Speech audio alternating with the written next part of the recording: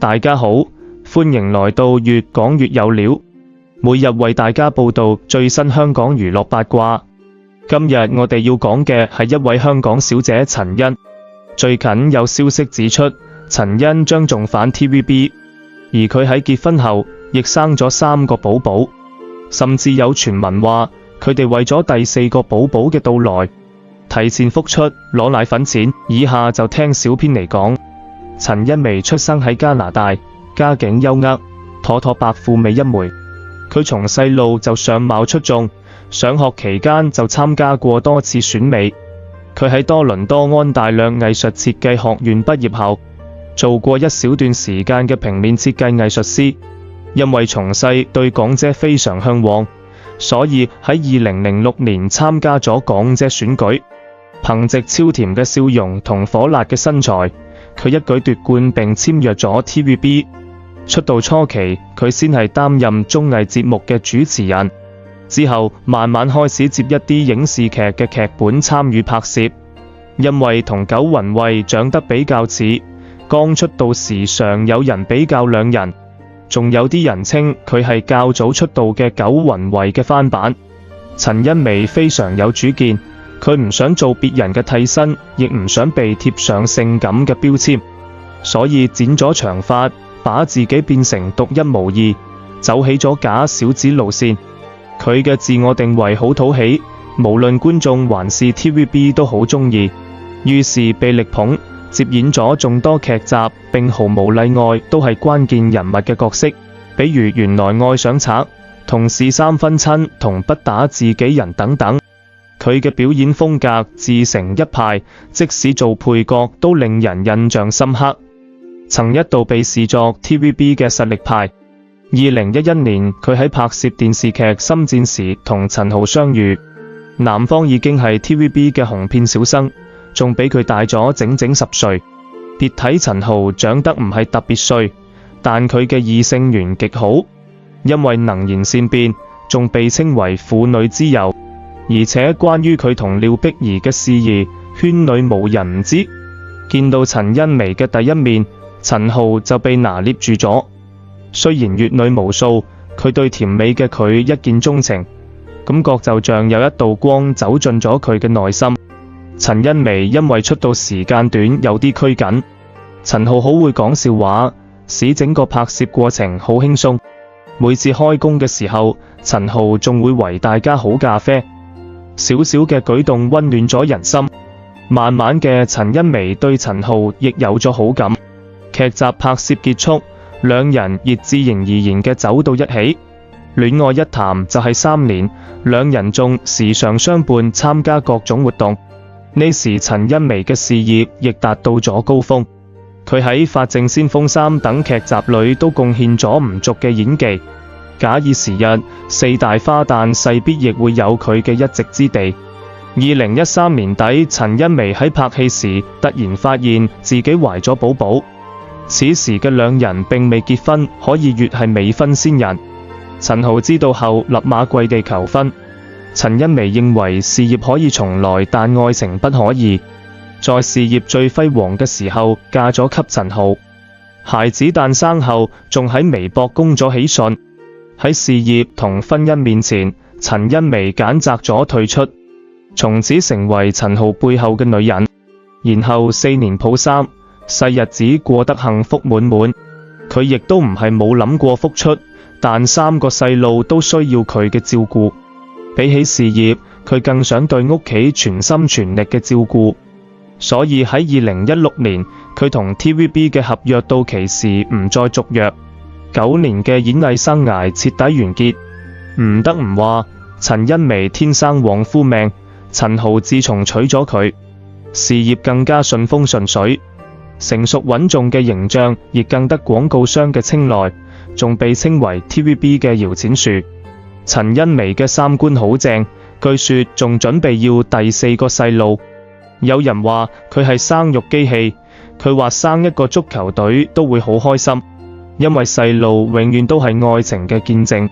陳豪曾經講好感謝老天賜俾佢一個全能嘅老婆，因為佢喺外面打拼嘅時候，陳茵媺毫無怨言嘅肩負起屋企所有嘅工作，夫妻本是一體。正因為陳茵媺比陳豪冇後顧之憂，佢先敢喺職場上放手一搏。佢亦都知道老婆嘅辛苦，捨得為佢花錢買車、買包包，滿足一切細要求。陳茵媺鍾意愛馬仕，陳豪亦從來唔吝嗇。佢講，只要返到屋企睇到老婆甜美嘅笑容，在外再辛苦都係值得嘅。呢對夫妻真係好討人鍾意同埋羨慕，夫唱婦隨，佢哋嘅日子安逸舒適，感情比談戀愛嘅時候仲深厚。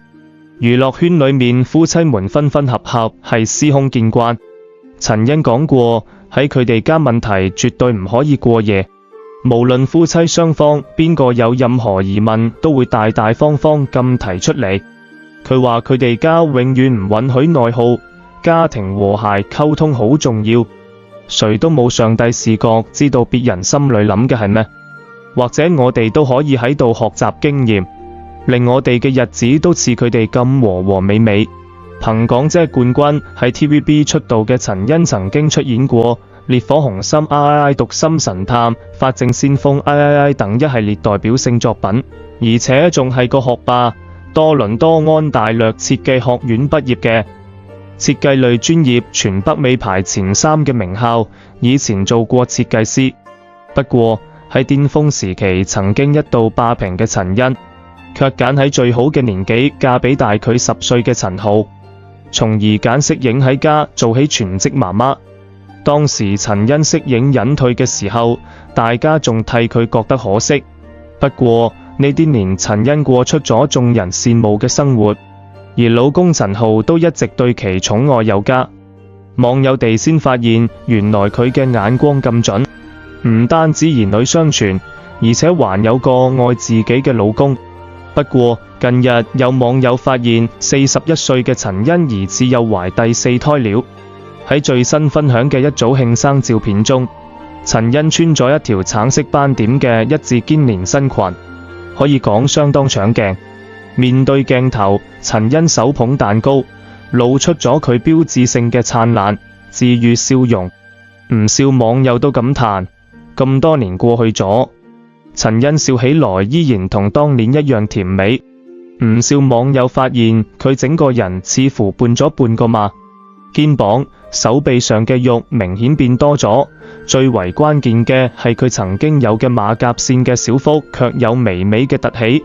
整個人睇上去懷味十足，所以有媒體亦隨即爆出陳茵又再度同丈夫陳豪做人成功，順利懷上咗第4胎。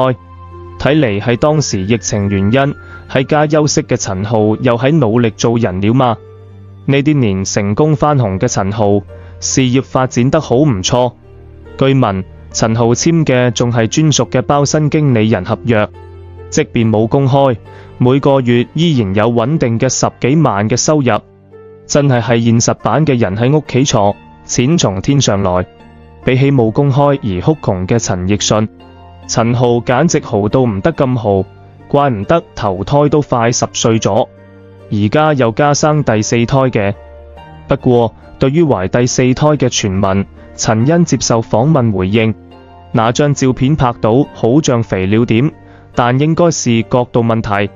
事實上我還在減重，所以不是有第4胎。多謝大家關心，否認咗懷第4胎嘅傳聞。雖然陳茵否認咗呢次懷4胎嘅傳聞，但聽佢嘅口氣，冇話封肚唔再生，可能仲有打算再懷孕。唔知係咪想再生多個女仔，湊成2個好字呢？其實以陳豪而家嘅收入，即使陳茵冇出嚟工作，但話第4胎，甚至再生多4胎，佢都負擔得起。之前2020年嘅父親節，陳豪反其行送細路哋禮物，而且出手唔啱興，因為佢送俾3個細路每人1套樓，仲唔係國內嘅，係喺英國買嘅。估計陳豪將來可能考慮移民嘅打算，畢竟而家好多富豪都會將自己嘅細路送去國外學習，而自己都會去國外生活。其實一直以來喺眾人眼中，陳豪都係俾人印象係愛妻豪。佢對妻子陳茵嘅愛絕對係可以用滿瀉嚟形容嘅。自2013年結婚後，陳茵就退出咗幕前，專心做為陳豪背後嘅女人。換句話話，而家一家5口嘅生活全靠陳豪一個人支撐。但陳豪呢幾年人氣高漲，呢一家都係越過越好。或許亦都正因為咁，陳茵一直冇打算復出，在家專心做起全職媽媽，心寬體胖之下，先會被大家誤認為懷咗第4胎。